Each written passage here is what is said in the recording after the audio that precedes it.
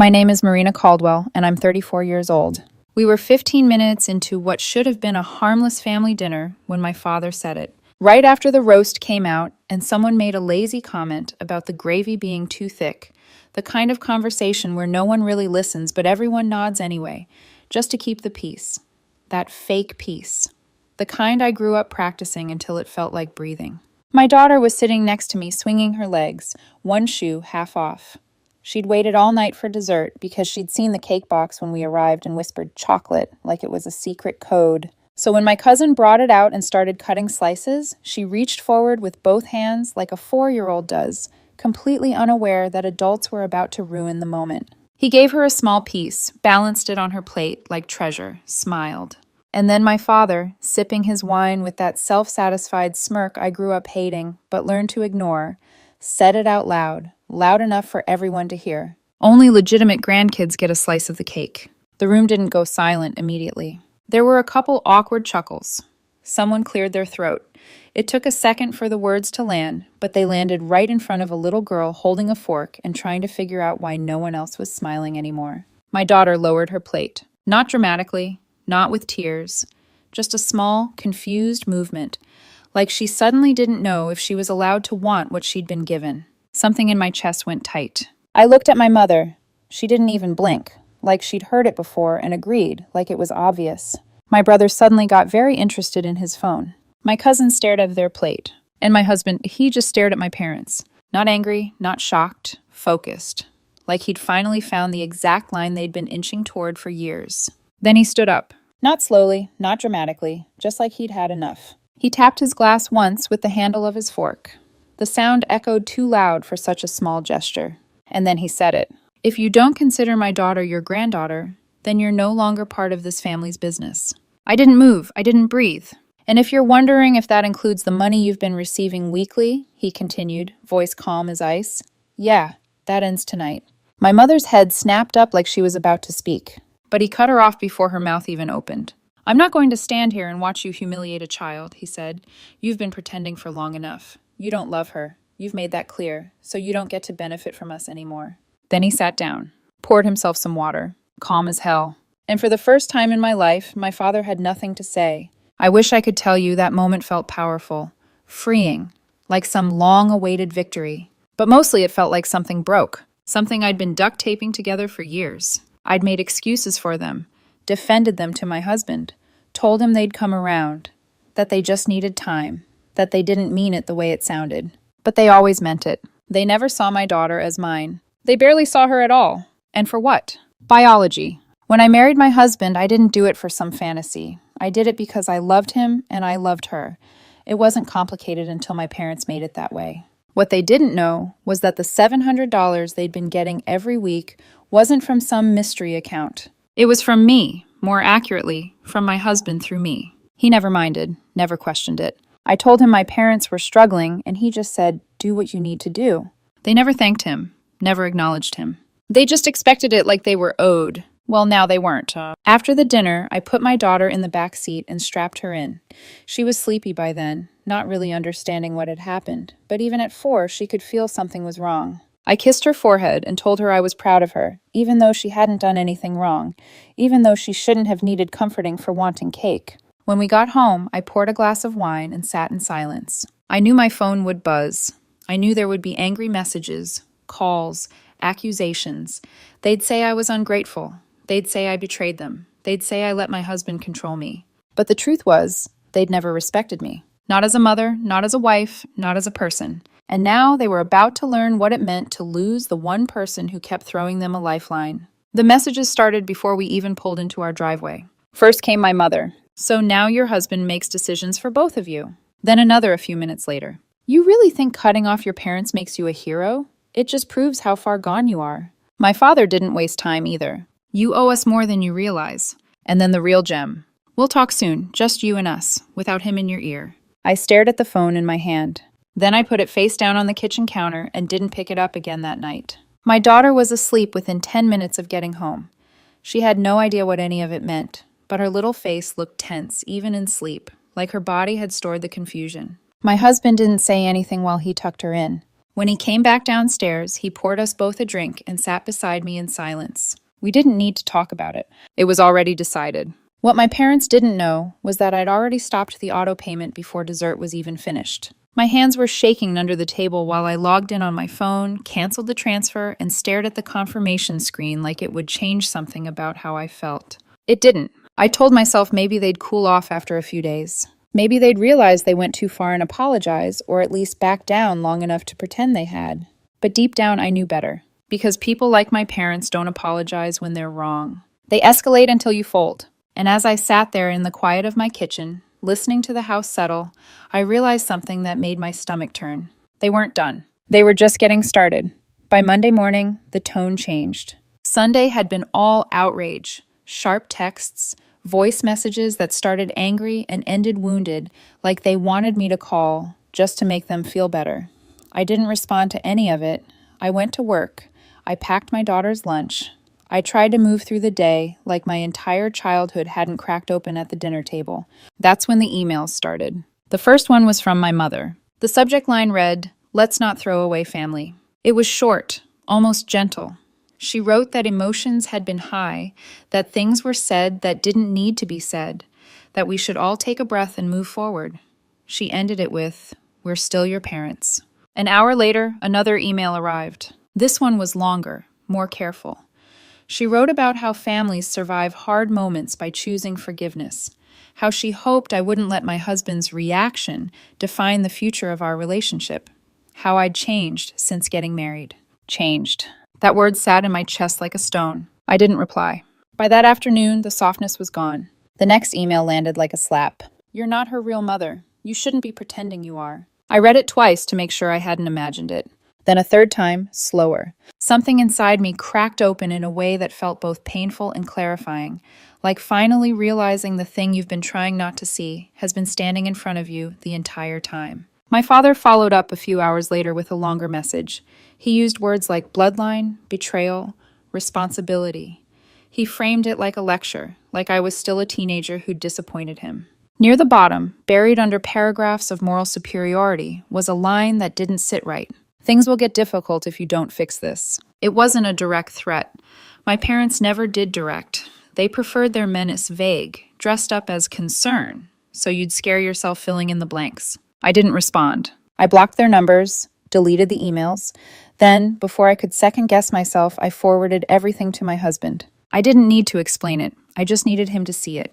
That night, when he read through the messages, I watched his face change. Not anger. Focus. He looked up at me and said, "They don't want reconciliation."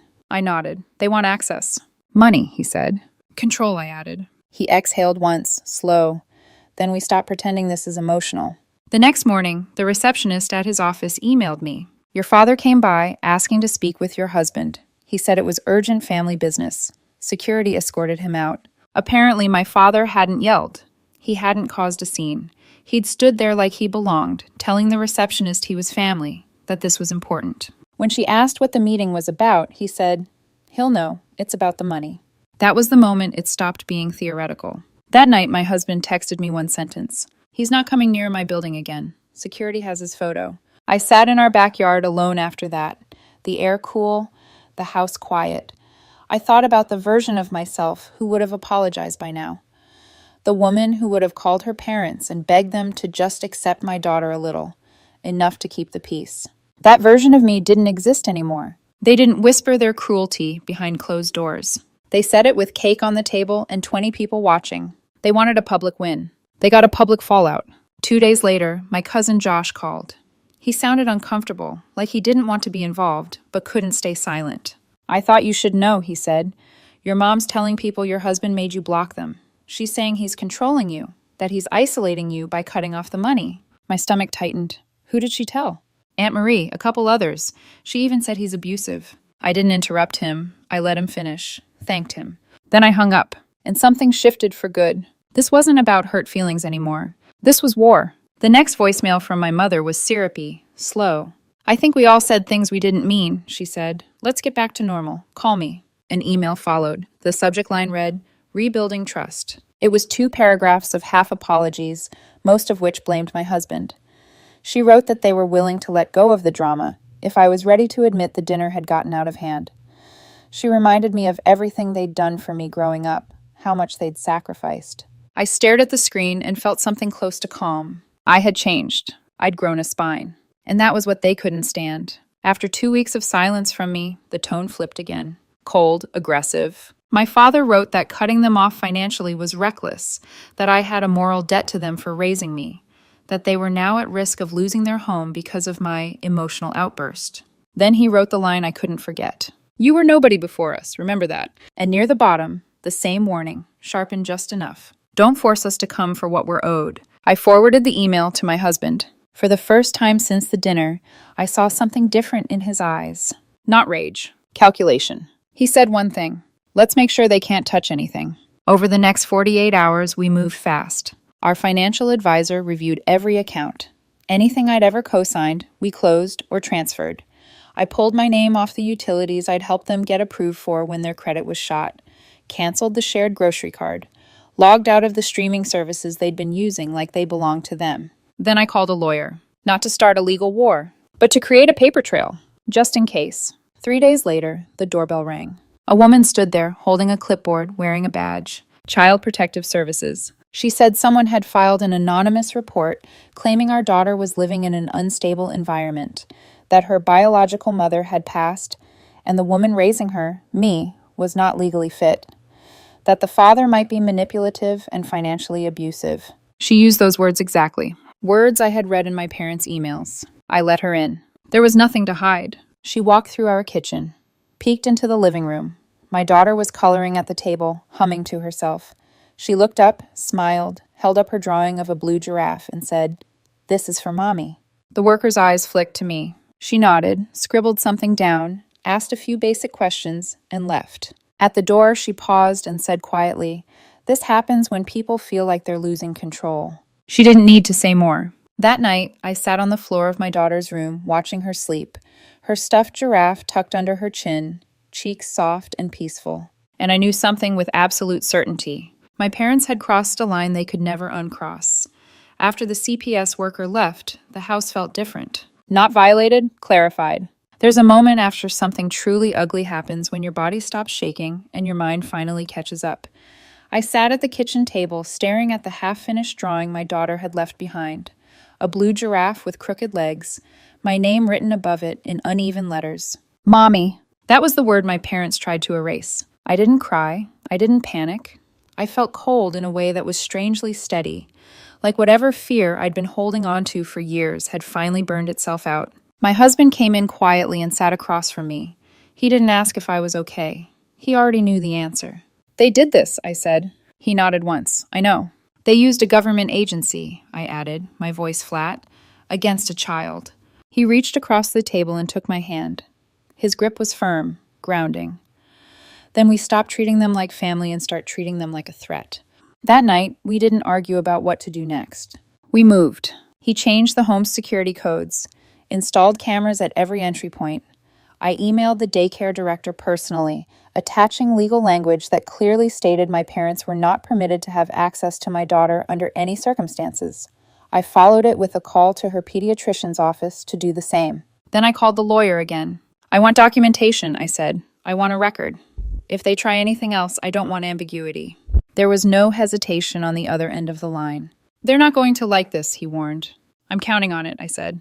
The cease and desist letter went out the next morning. Courier delivery, signature required. My father signed for it himself. For the first time since the dinner, I thought maybe that would be enough. Not because they'd reflect or apologize, but because bullies usually retreat when they realize there are consequences. I was wrong. 2 hours after the delivery confirmation came through, my phone buzzed with a security alert. Movement detected at the front gate. I opened the camera feed. It was my father. He stood there holding a large envelope, not looking at the door, not pressing the bell, just standing like a man placing a bet he thought he'd already won. He set the envelope down carefully on the gate post and walked away without a word. I waited until he was gone before I went outside. The letter inside was typed, formal, carefully worded in a way that made my skin crawl. He claimed my daughter was not my real child and therefore had no legitimate connection to the family name. He wrote that my husband had manipulated me into compliance and that my bloodline was now at risk. Then came the line that changed everything. We are prepared to challenge the legitimacy of your role as a mother if you force our hand. I read it twice. Then I folded it neatly and placed it in the folder I'd already started labeling evidence. That was the moment hope died. Not the hope that they'd change. The hope that I could ever feel conflicted again. That night, my brother called. His voice was low, urgent. I think Mom and Dad are planning something. I didn't interrupt him. They're telling people they'll fix this before the holidays, he said. Dad was on the phone with an attorney. He kept saying things like probate leverage and biological legitimacy. My jaw tightened. He told Uncle Ray, "You're only the face of the business now," my brother continued, "that your husband has the real control. He thinks if he pushes hard enough, he can still get back in." I closed my eyes. "Don't tell them I called," my brother said quickly. "Please." "I won't," I said. After the call, my husband and I went to the bedroom closet and pulled out the fireproof lockbox we'd kept hidden for years. Inside were documents we'd never thought we'd need to defend. Shareholder agreements, power of attorney paperwork, and the adoption papers we'd quietly finalized a month after we got married. We hadn't told many people about the adoption. The original birth certificate still listed her biological mother, out of respect. But legally, undeniably, I was her mother. No one could undo that. Not my parents. Not a court. Not a threat typed on cheap paper. The cease and desist had barely landed, and they were already escalating. So we stopped waiting. The next call we made wasn't defensive. It was strategic. The next morning we moved before fear had a chance to catch up. Not out of panic, out of clarity. My husband made the calls while I organized the documents. The lawyer, the financial advisor, the board liaison.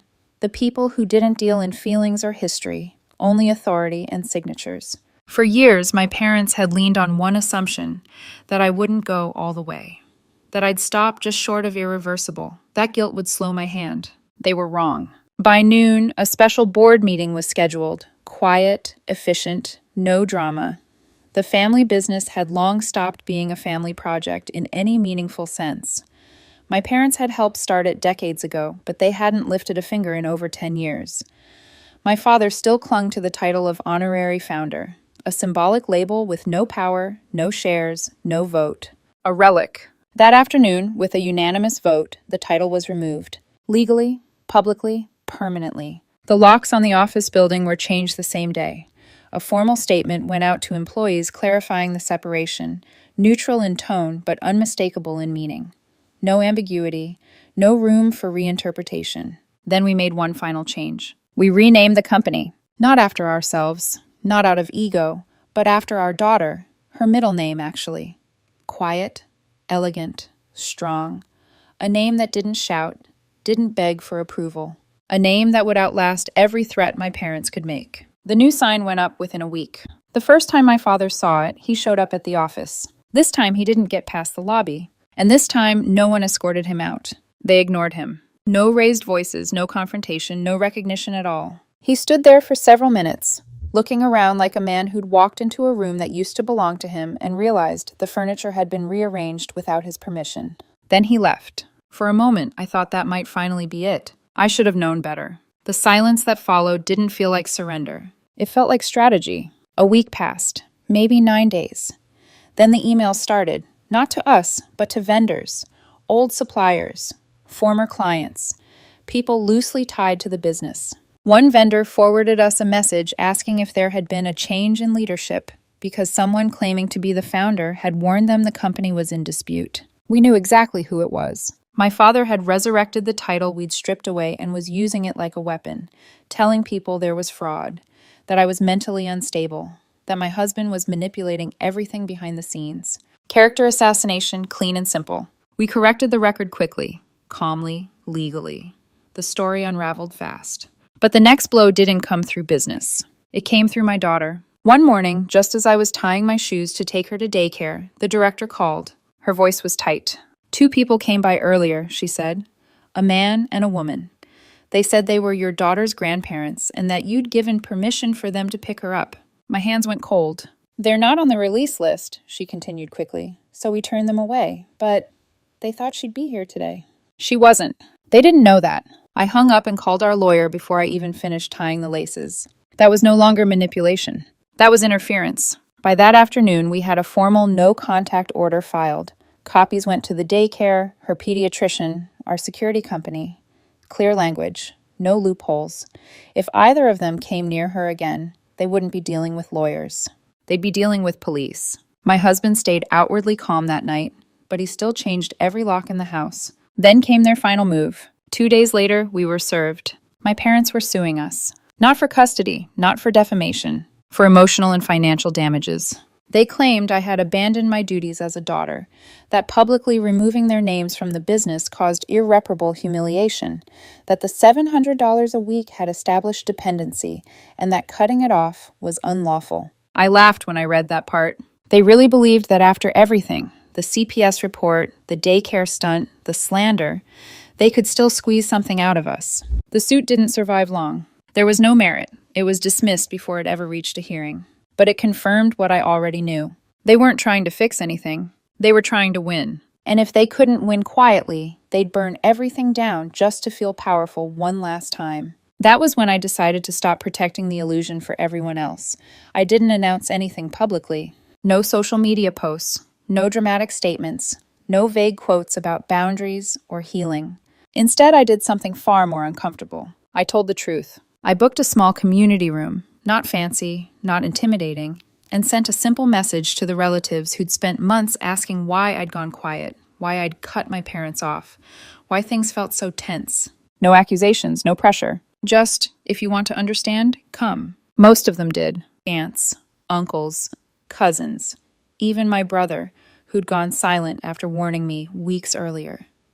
They sat in folding chairs, coffee cups in hand, uncertain, braced for drama. I didn't give them drama. I gave them receipts, emails, the cease and desist, the letter left on our gate, the daycare incident report, screenshots from the CPS visit timeline, security camera footage showing my father placing that envelope like a threat wrapped in politeness. I didn't raise my voice. I didn't cry. I just laid everything out in order, like evidence in a case file. When I finished, I said one sentence. I'm not asking you to hate them. I'm asking you to stop asking me to forgive them. No one argued. No one defended them. A few people looked sick. I stood up and walked out before anyone could try to soften it, reinterpret it, or bargain it into something more comfortable. That night, my brother texted me.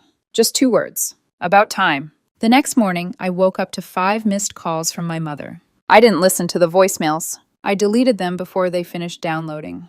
Then I blocked every number they'd ever used. Not out of anger, out of finality. I didn't feel proud. I didn't feel victorious. I felt clean, like I'd finally cut away something rotten instead of wrapping it tighter and calling it love. Stop! Part 6.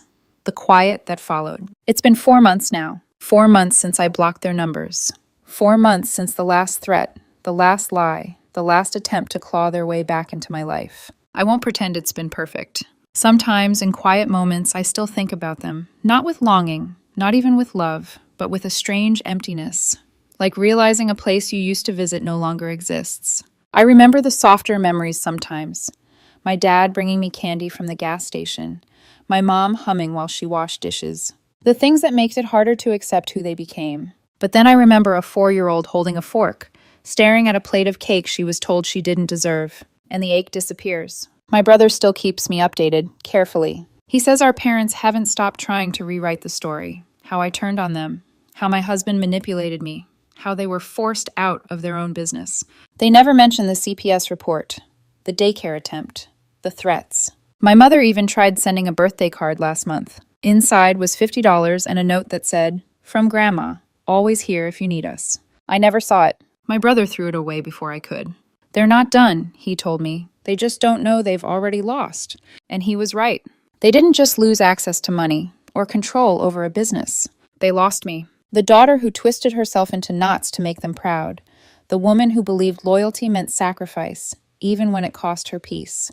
They'll never meet the woman I became the day I chose my child over their pride. My husband never asked me to choose.